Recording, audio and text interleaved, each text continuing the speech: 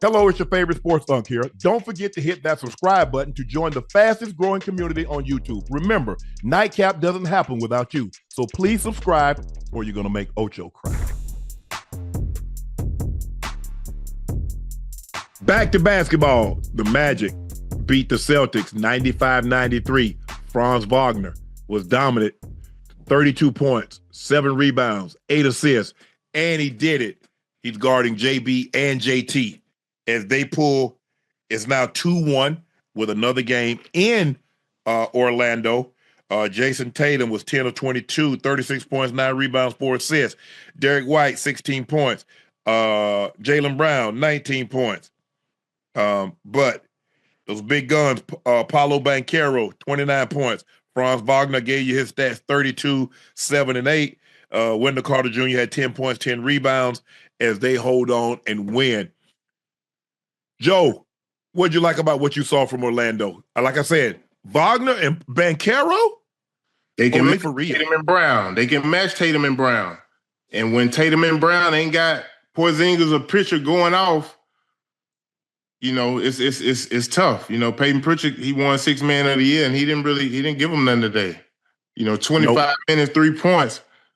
You know, Jason Tatum had 36 and 9, but man, they need probably a little more from JB and Pritchard or White. You know, they look forward to him getting hot. But what's up with Drew Holiday? What he hurt? I'm not sure. They were 9 of 27 from the 3. And that's the thing with the Celtics. It's hard for them to win if they don't shoot you out the gym from the 3, because a lot of their game is predicated on taking a bunch of threes and making a bunch of them. So we'll take 50. We'll take 55, 63s. If we can make 22, 23 of them, we like our chances. There are not very many teams that can consistently match the Celtics from the 3-point line. They took the most. They made the most threes in NBA history. And their record is speaks for itself.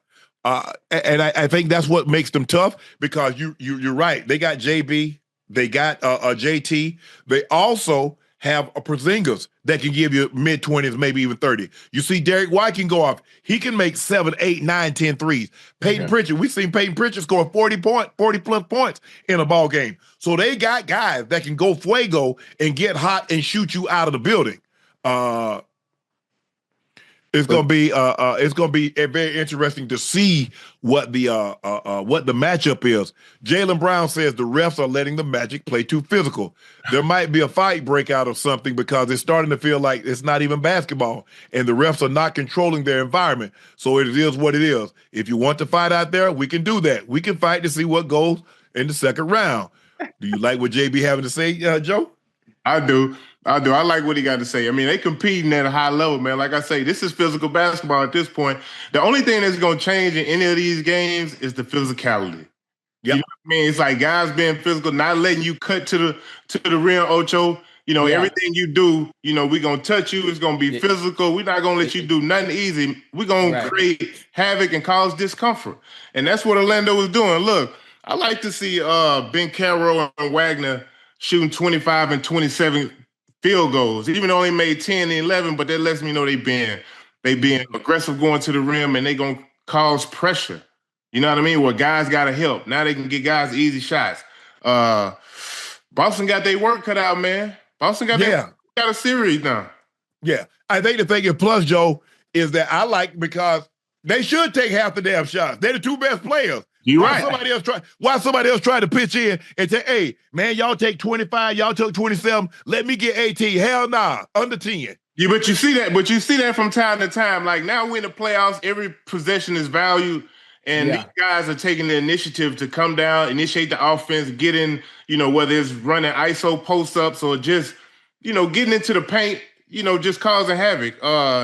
It's going to make them a better team, man. They making Boston guard, like you say. Boston already complaining that the series has been too physical. You look, JT went down with a wrist injury in game 1, didn't play in game 2.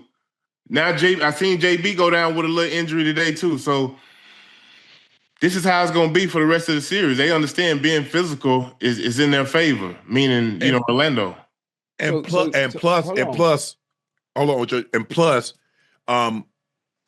JB was in foul trouble a little bit tonight too. I think that didn't help their situation. But when you're dealing with Banchero, who's a big body guy, he likes to play physical. He's a bumper car type of guy. He gonna bang you and bang you and bang you and get to that right shoulder and turn around on you. That they had this year, I think they'd had a better record. Banchero got hurt, Wagner got hurt, and sometimes that those injuries overlap. Yeah. But if you go back and look at them when they played together, they for real. Yeah. Those young guns for real. I love Banchero. He could really play. Wagner, his brother is hurt. He was playing early in the year. Like they down a major piece, but man, are they scrappy, bro. Look, I seen little Anthony Black pick Peyton Pritchard a full court, pick his pocket. You know what I mean? Like nothing talking about Ocho. Soon as the ball come in 94 feet, I'm right at your neck. I'm pressing you. Yeah, this the playoffs, man. This is what it's about. So, look, Orlando is competing at a high level. They're going to protect their home, and they're going to make it tough for Boston, man. This ain't going to be no easy series. Hold on. You say it's not going to be an easy series if they continue to be scrappy, if they continue to play physical. Do you even give the Magic a chance to beat or even win this series, or are you just saying they're just going to make it close and interesting? No, I think they're going to make it close and interesting. I can't see them beating. Yeah, in 7 games, no. Yeah. No. But I can see Boston winning 4-2. Yeah. Okay. Yeah, I can see that. Oh, so you just giving the Magic 2 games, even with the way they playing? Yeah, but I think Boston is the better team. Yeah, obviously. Okay. And normally the better team, it will play out over a series. That's what you get in when you talk about when you play series. You got to beat somebody 4 times. Right. It's not like football is one and done. One and done. And sometimes the best team doesn't always win, but the team that plays the best that day. Mm-hmm. So yeah, I for me, I think I can be very interested how this thing shape up. Now, Orlando get that game, and now they go back to Boston 2-2. Put the pressure on Boston. Yeah. That'll make it interesting. The Bucks. First time in Milwaukee Bucks history, they had 2 players score 35 points or more. They got 37, a career high playoff from Gary Trent Jr., knocked down 9 3-pointers, matching Ray Allen's Bucks record of 9. Giannis. He gave you 37. He was 37, 12, and 6. Gary Trent Jr. was 37 and with 3 rebounds, no assists. He's like, bro, I'm just gonna shoot it. I ain't helping nobody else. Get your own basket. Hey, listen. Go ahead, Joe. Go ahead. No, go ahead. They needed every bit of that 37 for Gary Trent.